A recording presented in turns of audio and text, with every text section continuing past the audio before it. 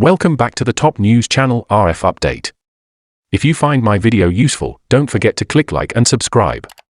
It's absurd. Northern Ireland points to EU cunning in a message on Brexit. VDL is a crafty one. With Brexit protocol tensions high, the EU was slammed by its nutty trade restrictions regarding Northern Ireland.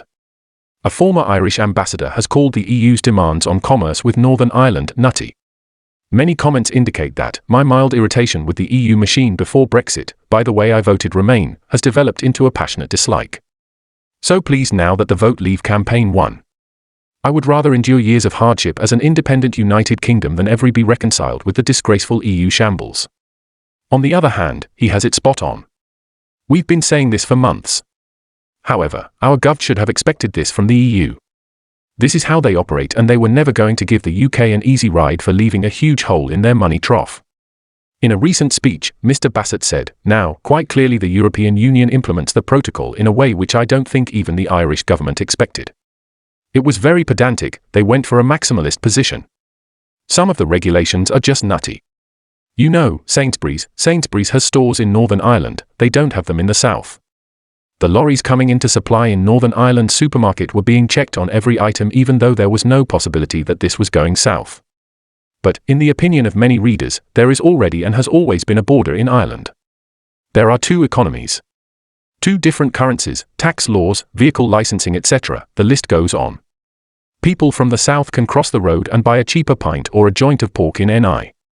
The EU want to stop people in the south from having their cake and eating it. With that, why doesn't the EU police their French frontier as well as their Ireland frontier?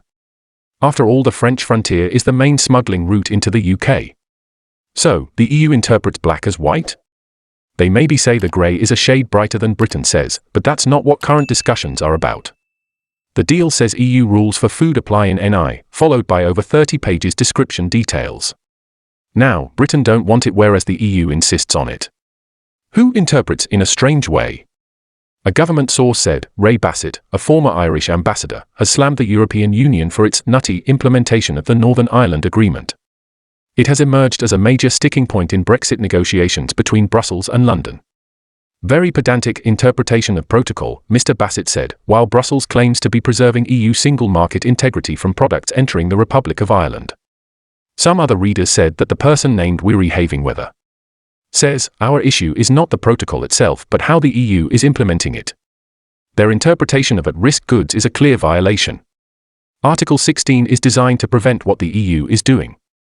Northern Ireland is not part of the single market, both parties agree this, but the EU is ignoring that fact. Art 16 does not repudiate the protocol, but it will force the EU to comply with their obligations. A person named Ben Ghazi says, all Frost needs to do is keep Article 16 on the table and trigger it when the UK is ready, as is the UK's right within the agreement. There can be no complaints about it. In another statement, the former Irish diplomat added, we have a protocol, it would be very difficult to abolish it totally and it would probably go in the face of the majority opinion in Northern Ireland. Which now probably supports a watered-down version of the protocol which didn't interfere too much with the trade and commerce. But the real issue of the protocol now is the political issue.